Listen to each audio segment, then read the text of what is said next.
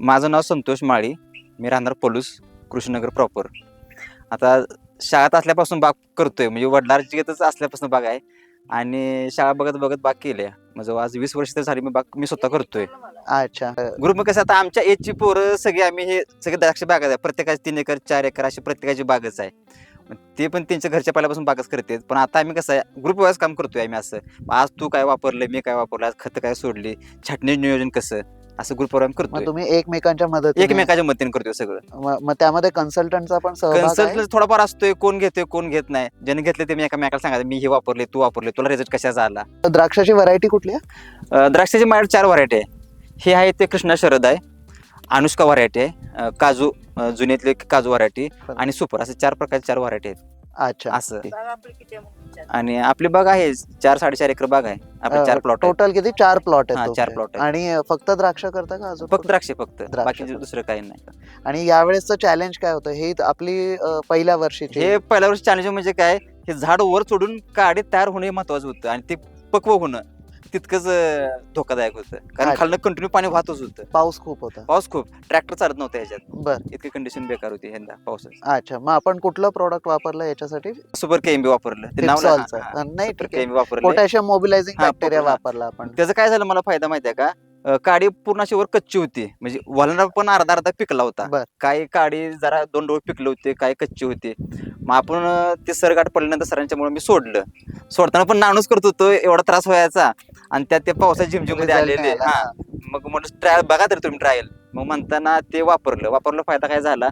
आणि काय केलं, एक वळण असा थोडा पिकला होता, हा, काय हा. कच्चा होता, त्यात काय काड्या जरा हिरव्या होत्या, काय थोड्याशा अशा पांढरट पडल्या होत्या. म्हणजे बर. पिकायचं फास्ट क्रिया नव्हती, स्लो मध्ये होती.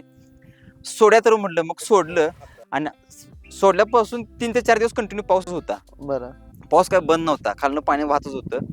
पण एक साधारणतः 8 ते 9 दिवसांनी काय व्हायला लागलं, जे काडी अशी थोडी कच्ची होती, म्हणजे पांढरी पडलेली, ती अशी खाकी व्हायला लागली. अच्छा. आणि जी पूर्ण हिरवी होती ती पांढरी झाली. म्हणजे मला चांगलं कवरेज मिळालं आणि असं घड पण असं ठोसार झालं, म्हणजे असं पूर्ण पिकल्यामुळं बर बर कवळा पण राहिला नाही त्याच्यात. बर बर. आणि पूर्ण आता काय झाले, पूर्ण काडी पण तयार झाली आणि पूर्ण वळण तयार झाला.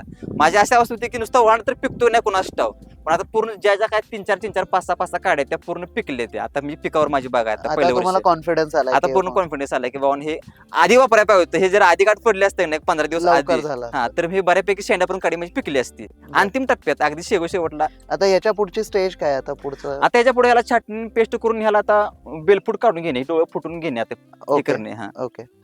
आता ह्याला पेस्ट लावायची आणि 1 दिवस गॅप टाकून ह्याला पेस्ट फवारायची. हे कट केलं कवळा शेंडा आहे ते.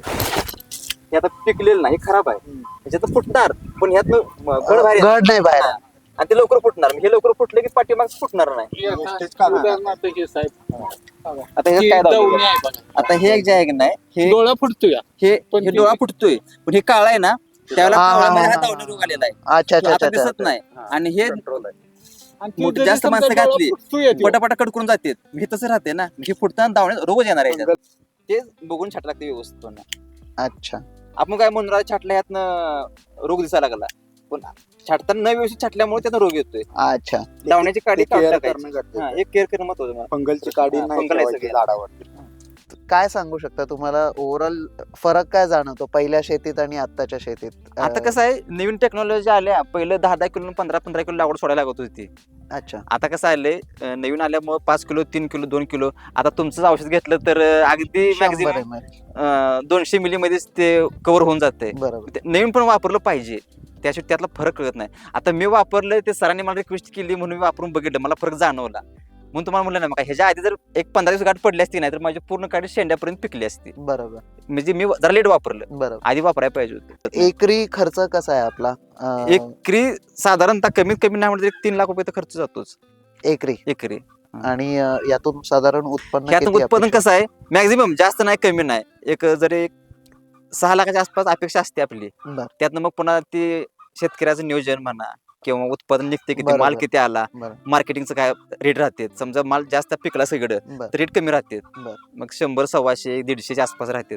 आणि माल सगळं कमी असला तर मग काय रेट हाय होते, मग पैसे होऊन जाते. आणि त्या 3 लाखापैकी लेबरचा किती खर्च आहे? आणि साधारणतः कसं लेबरचा एकरी 1 लाख रुपये तर खर्च जातोय. लेबरचा हा, अच्छा. आणि मॅक्झिमम एक 2 लाख रुपये औषधाचे होते. औषधाची हा. फवारणी आणि, फवारणी. अ, ते शेतकऱ्याच्या डिपेंड राहते, कोण ते जास्त बरोबर आहे, करतंय, म्हणजे judgment कोण आणि 5-5 लाख पण खर्च करते एकरी, असं पण राहते. म्हणजे मन स्थिर नसतं, हे मारू का ते मारू का हा, हा. असं. ग्रुपवर असलं की नाही लक्षात येत, तू काय वापरलं, मला ह्याचा रिझल्ट भेटला नाही, मग तू ते वापरू नकोस, हे वापरून बघूया, असं एका ग्रुपमध्ये होतं. हे ग्रुपचा फायदा आहे. बर बर बर. सिंगल राहिले की मग काय कळत नाही, दुकानात आणायचं आणि मारायचं असं होते. आणि किती उत्पादन आहे आपलं इथे टनेज मध्ये, आता क्विंटल किंवा टन? 8 टन 4 किलोची एक पेटी, हा. तर आपण कमीत कमी एका झाडावर मॅक्झिमम ॲव्हरेज आपण 5 पेटी तर काढतोय. बर. आता खालचा प्लॉट पहिल्या वर्षी होता तर त्यावेळेला आपण 1100 आळ आहे, तर 5000 पेटी माल निघाला. अच्छा. हा, 5,000 5 20 टन 20 तुमच्या टन. एकरी 20 हा, टन. एकरी 20 टन हे निघाय पाहिजे, तर ते जरा कुठं खाते. बर. कमीत कमी 12 टन तर पाहिजेच, 20 टन होते. पण आता ह्या 2 वर्षात आता जरी माल, आता बघताय पावसामुळे हो, माल हो. संख्या कमी हा. आहे. ज्या झाडावर बिंदास पेन 2 डोळे ठेवून माल पुसायला लागत होता, हा. आता तसे राहिलेलं नाही तुम्ही अवस्था. जास्त ठेवला. आता हुडकायला लागते गड.